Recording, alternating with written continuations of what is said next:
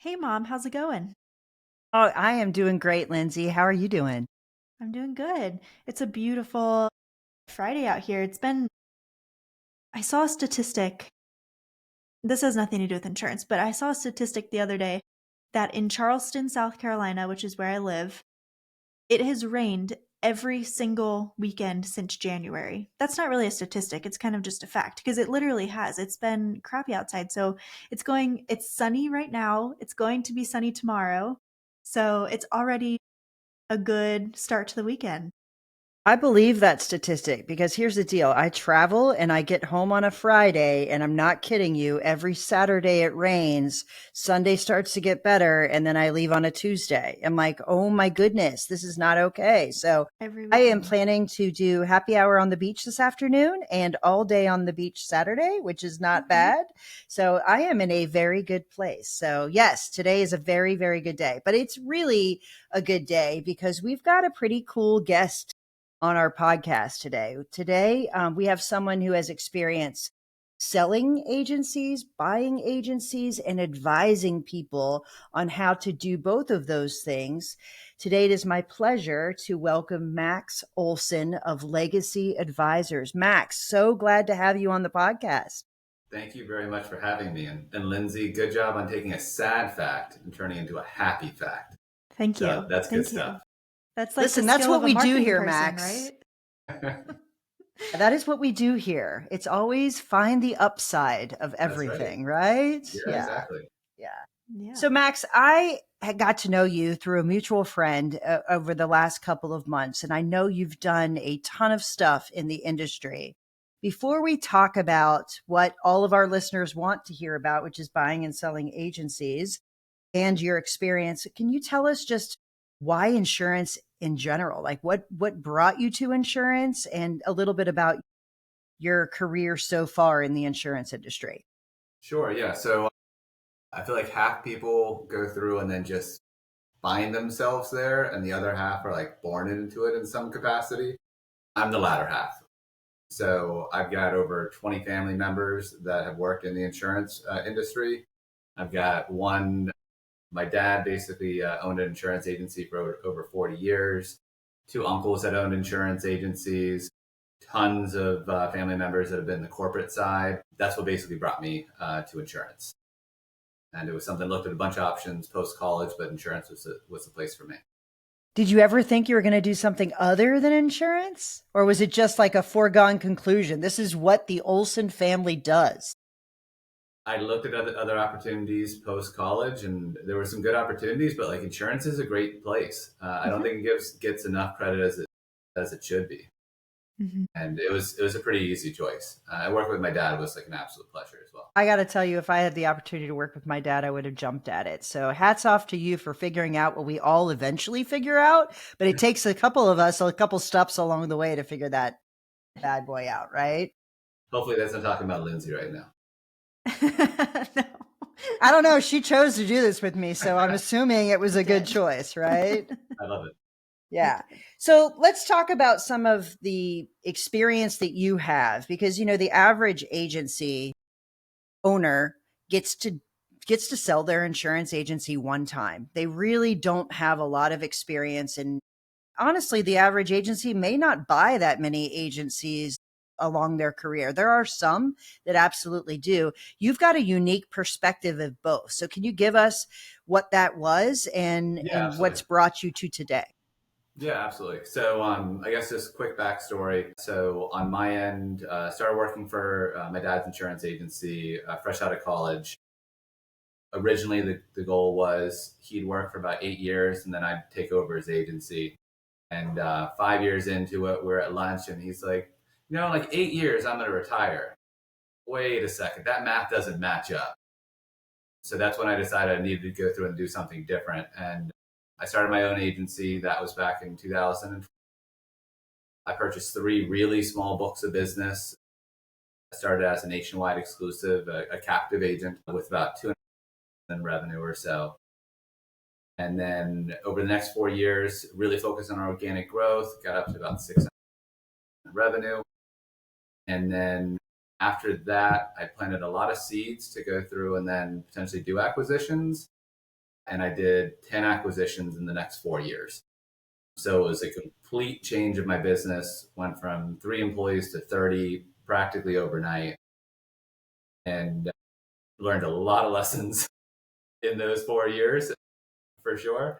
And then in 2000, I was approached and sold to a large private equity backed agency, which was a great choice. It was a before after moment in my life, something I look back on, I'm really happy about.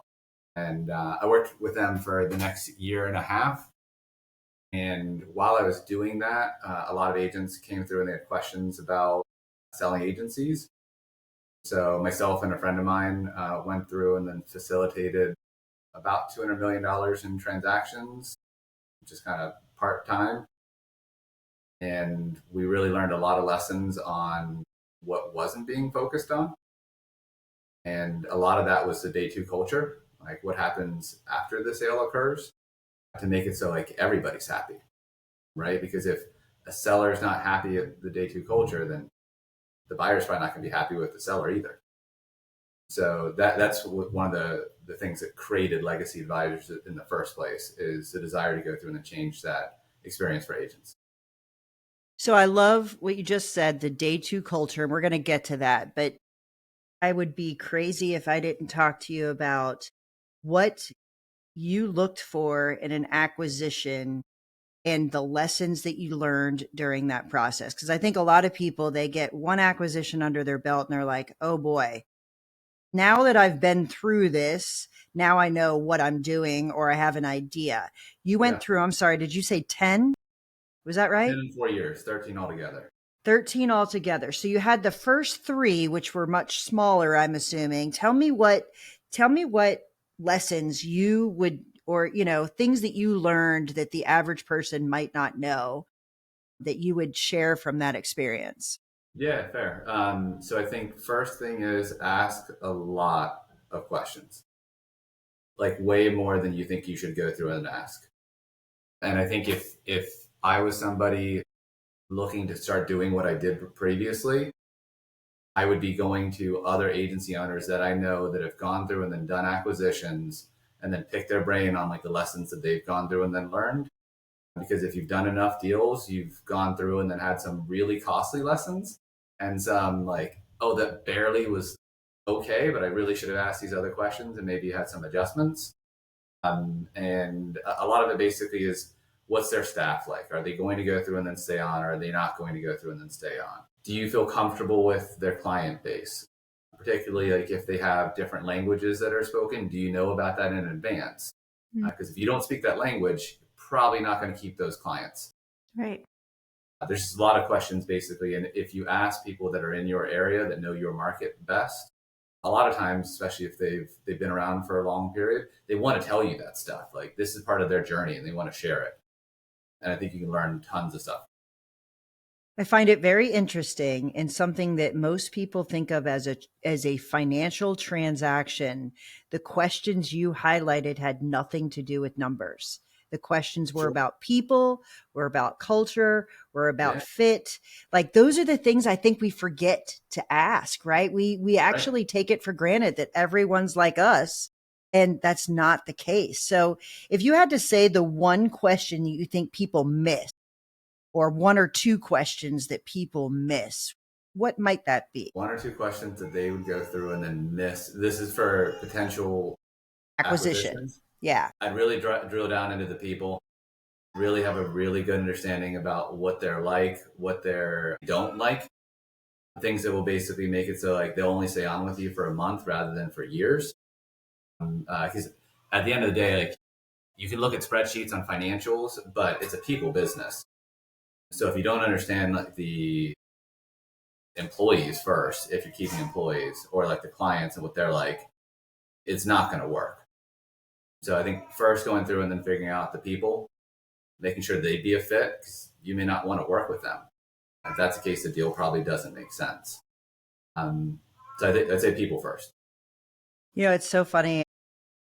I spend a lot of time in valuing agencies and talking about, what the value of a business is. And the largest expense inside a business is your people, and the largest asset inside your business is the people. Like, if you 100%. don't understand that, Yeah. especially in this crazy environment we're in right now, where, the employment marketplace has gone through an incredible change. And if you don't understand what makes the people that run this business tick and you're not connected with them, it's going to be not good. And it will impact your retention, your growth, all of those things, which are the numbers, but that's not where to find the answer. It's really I couldn't agree with you more. If you don't understand the human beings that are the culture and are the face of this business, it's really a huge, huge miss. I would agree with Yeah. that. Because eventually you get to a point where like you're not the one dealing with the majority of clients.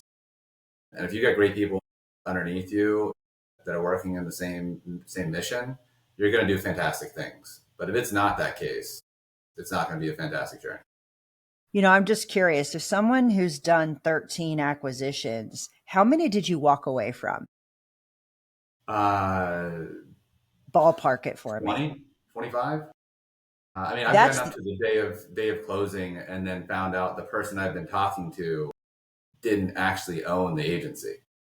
It was What? their wife the entire time, that they're in the middle of a messy divorce, and um, yeah, you learn a lot of lessons down the road.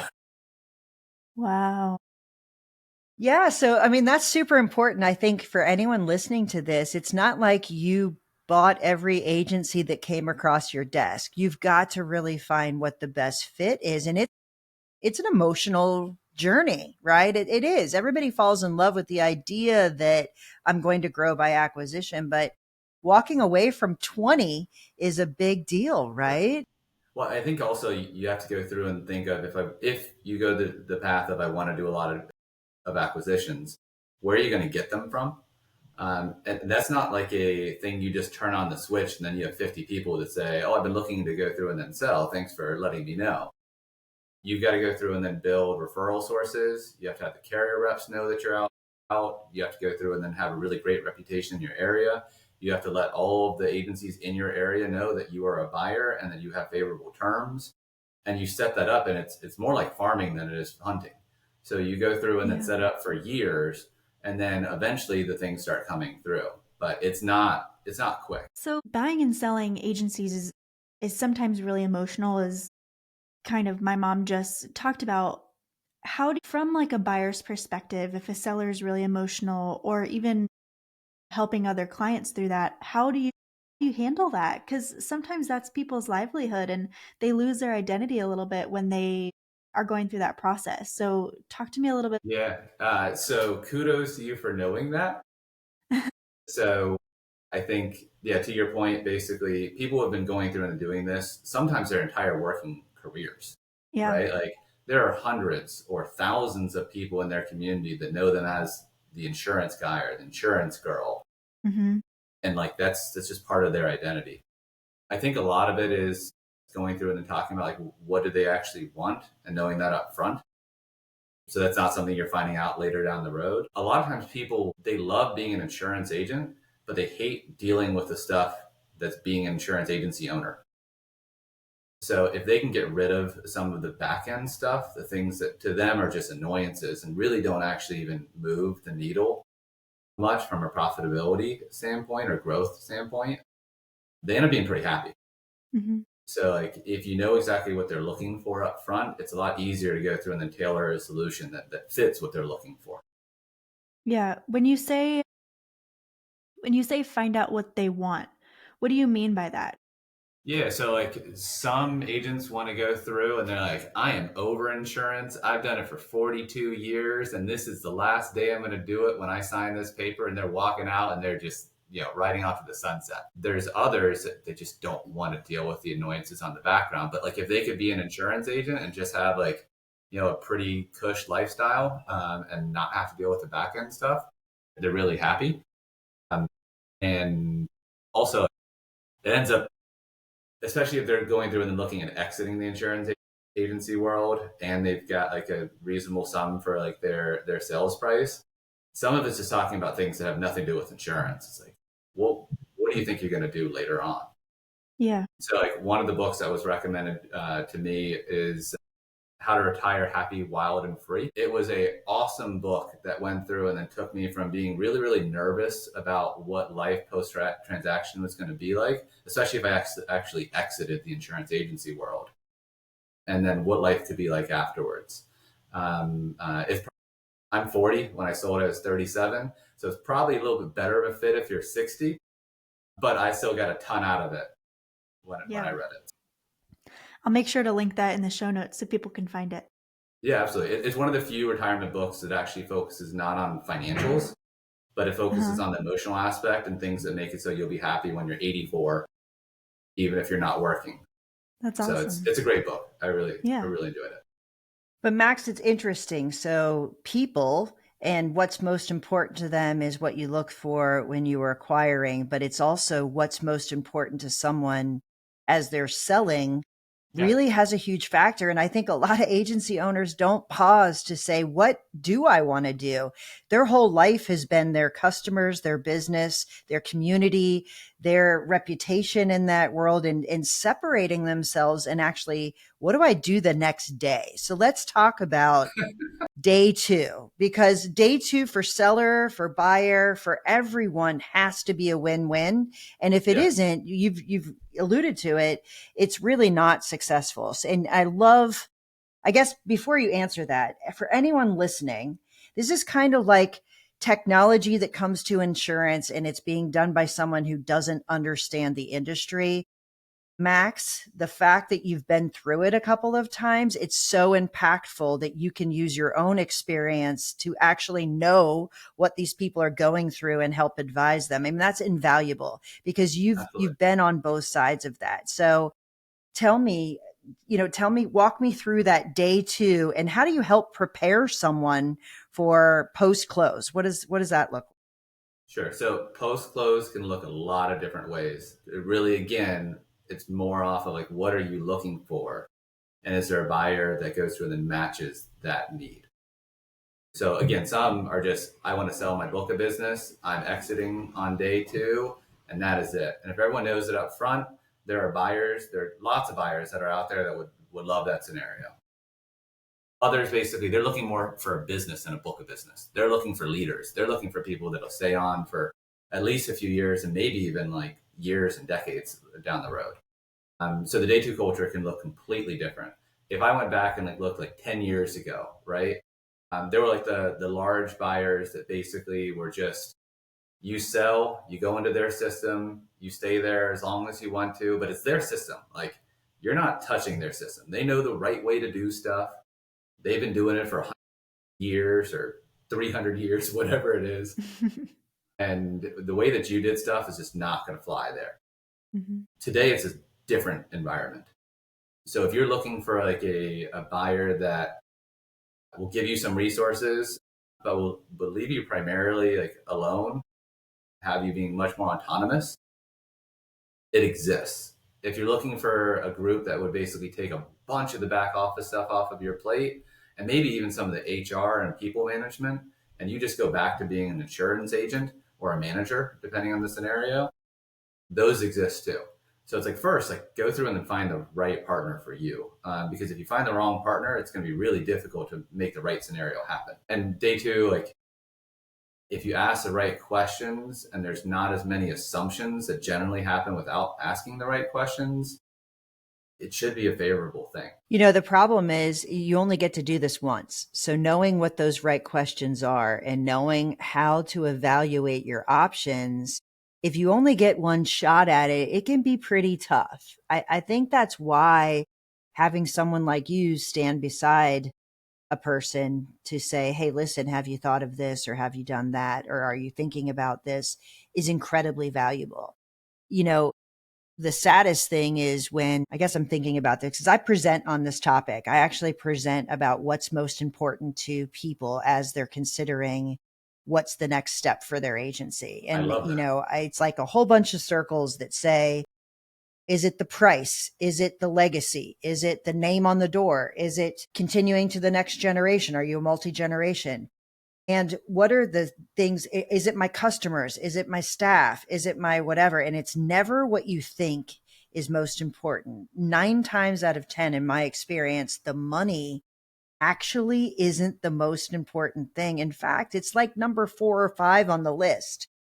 But the underestimated thing, in my experience, is actually being able to work for someone else. So do you want to talk about like how you walk through? Because you just said if you sell to someone, it's their system, it's their this, it's their that. Many agency owners listening to this have been in business for themselves for 30 plus years. And now they might be in a situation where they work for someone else. Let's talk about the reality of what that looks like. So what it's like to go from being the owner of a 30 employee company to being part of a 1,000+ employee company. Yes. It's different. It is different. And I think realistically, you should try to get to have a good understanding about what those differences will be like up front. I think going through not just like the support that we go through and then provide, but even just going through and we'll give references or ask them to pull up people just out of the blue that have sold to that agency, ask what their experience is like, because you'll get really truthful answers. And they'll either be really good or really bad. They're usually not in between those two. I think basically like that the day two culture portion, it's I can't underestimate it. And to your point on employees, I think like the price part, there's usually a barrier. It's like once you get above a certain amount, you feel good with that price. And then it's really about like who would make me the happiest, who would take care of my clients the best, who would take care of my staff the best. And especially if you've been doing it for a long time, like your staff's like your family. So if you feel like it's something that they're just going to go through and then just get rid of everybody or treat them in a different way than they've been used to being treated, it's just something that's really hard to go through and deal with. But I think if you ask great questions up front, it's a lot easier. And to your previous point on the employment scenario now, the positive part is everybody needs really great talent. That is across the board. There is not like the small agency or the large 1,000+ employee agency that has all of their hiring needs done for the next several years. So if you have good staff, then like a lot of times they're even more valuable than what they were before you sold.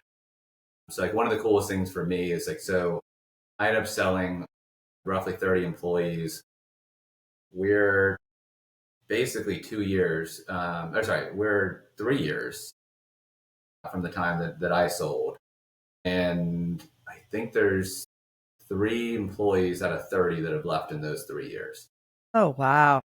That's good. If you don't sell your agency, that's a great outcome. And a lot of people have better roles than what they had when I was owning the agency. And they actually have better opportunities long term.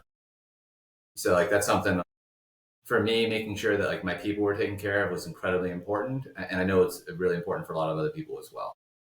Yeah. So looking at the opportunity through your own eyes and then through the eyes of the people who are going to stay there once you've already gone are two very different things, right? And I mean, hats off to you, man, to have out of 30 people, only 3 change in this environment. I think that might be unheard of, right? I mean, there's so much movement in the employment.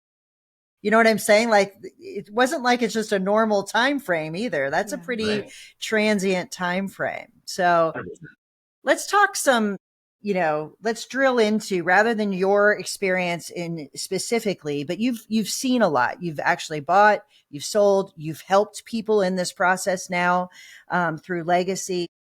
Give me an idea of some of the things that you believe agency owners don't do in advance of a transition that would actually help them maximize the value of their agency. Something that if they started today and they waited for another 3 years, they could change that. So tell me what you think that is. So I think first, like whether you're 25 or 55, like you should start with the end in mind. Mm-hmm. What do you want your agency to be like? What do you want to build? What do you want that to allow you to do in your life? Right? Because whether you sell or you don't sell, those are really important parts. And if you do end up selling, that will be vital for you. So if the idea is like, well, I want to go through and then sell and I want to get around X amount or more when I sell 10 years down the road, what do you need to do today to make that happen? So a lot of the times, if it's like, we're talking years in advance, your number one focus is just revenue growth, right? Because you can do a lot of stuff on the back end to make your expenses change, but you can't change your revenue. So like really going through and then fueling on the revenue side, really fueling growth.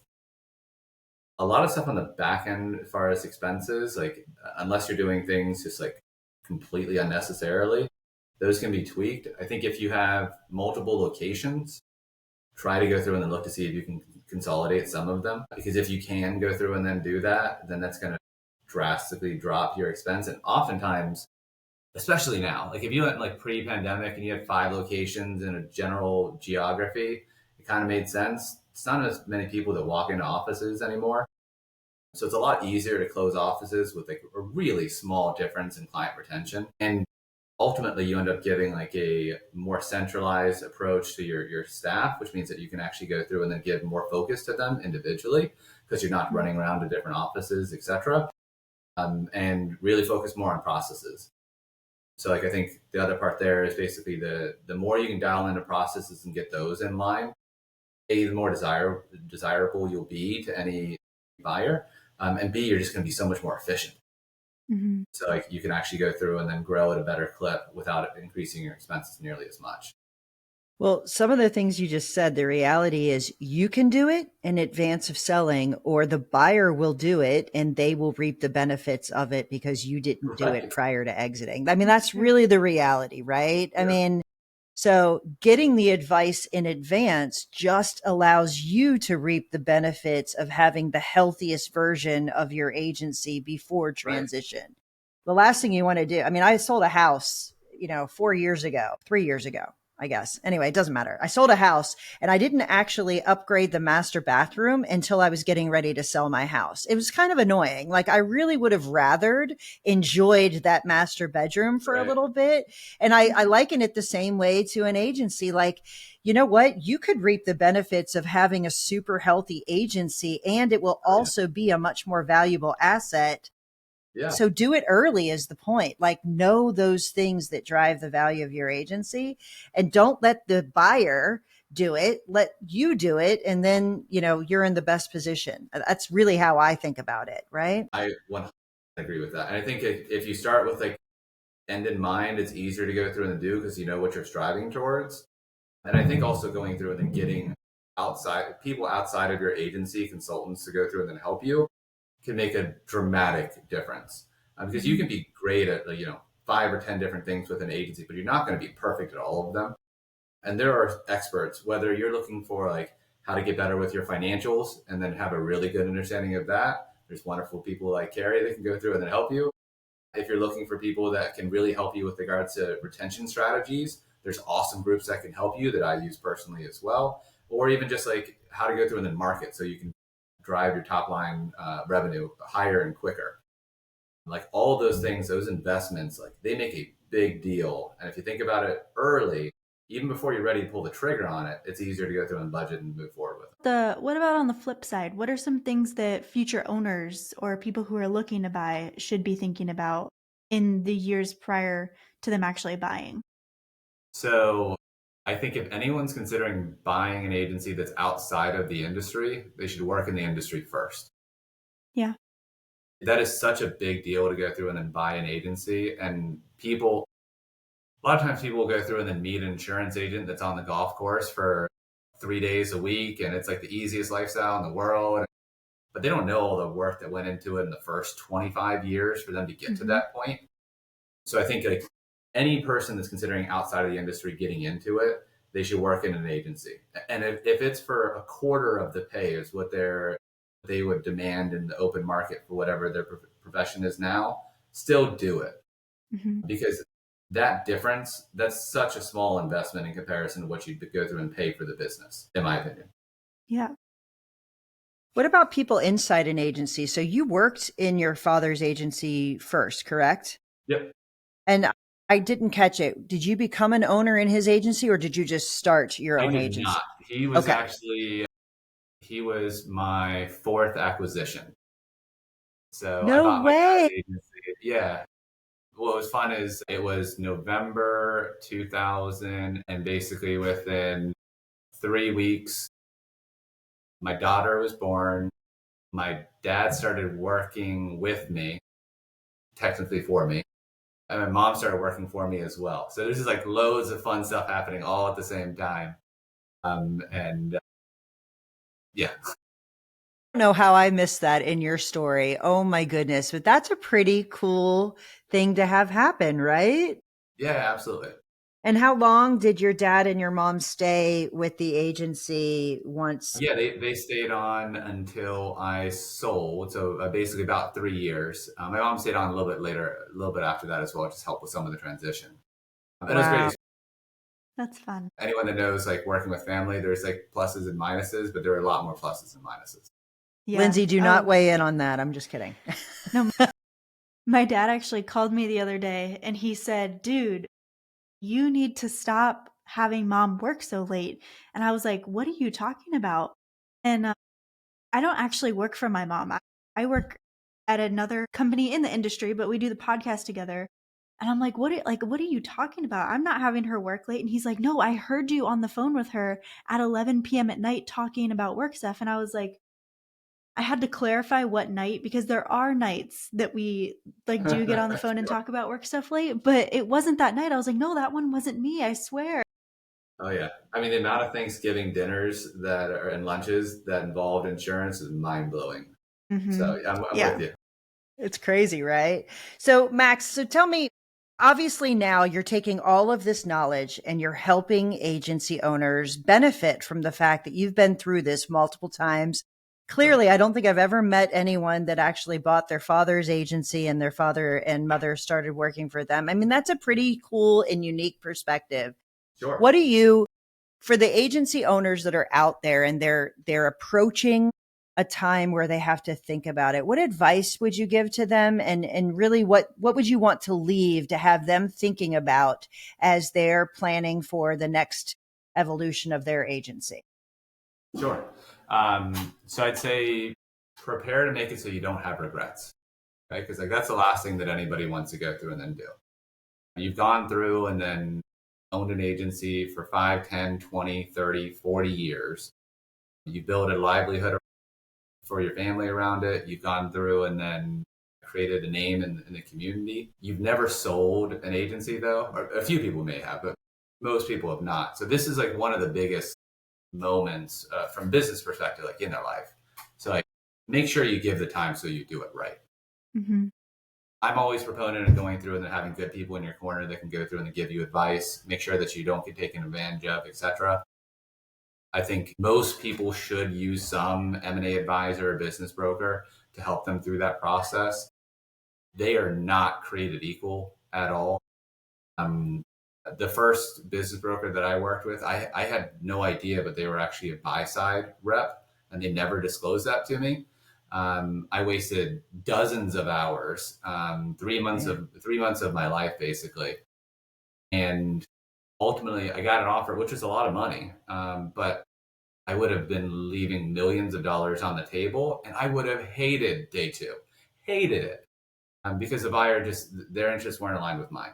So Mm-hmm. getting like the right people in your corner, I think that's like a really, really good starting point, whether it's us or somebody else. I cannot agree more. You only do this once, and it is your life's work, and it should be something that you're proud of when you look back on it, not with regret. And unfortunately, so many people, I think the statistic, certainly in the SEPA program, which is the Certified Exit Planning Advisor program that I went through, the statistic was staggering. 73% of business owners regret the sale of their business. And it's because, Nuts. yeah, That it's gives just me crazy, chills. right? Like it is not good. So surrounding yourself and talking to people who have already been through it, getting the right advice and planning for it. Don't Right. let it happen to you. Plan for it and be in control of that decision, I think is incredibly important. It's why I'm super passionate about what I do. I know you are very passionate Oh my about gosh. what you do because you want to see people in the right space without Yeah. question, And right? yeah, this for me, basically selling my agency was a before after moment. And obviously I come from the insurance agency world. So I know dozens of other insurance agencies that sold their business prior to legacy. And a lot of them are happy. Some of them really aren't happy at all. But most of them just didn't know what they were coming into when they got into it, which is just sad because it's something that could be easily fixed. I would So agree. just making sure you ask lots of questions, and make sure you're getting the right questions to ask in the first place. Super helpful. So, Max, if someone wanted to reach out to you and either ask you a question or work with you at Legacy, where can they reach you? Yeah, they can always go through and then reach out by email. So max@legacyadvisors.partners, or just check out our website, www.legacyadvisors.partners. We'd be happy to go through and then chat with them. Most of the stuff that we do up front, just conversations, figure out if it makes sense to kind of move forward on things. And if it does, great. We're not here to go through and convince anybody to sell. We're just going here to educate people if they want to look into it. Yeah. Well, thank you so much for joining us. I know I've learned a lot today and hoping our listeners will as well. Yeah, thank you so much for having me on. This is great. Really appreciate it. I'm looking forward to a sunny Charleston weekend.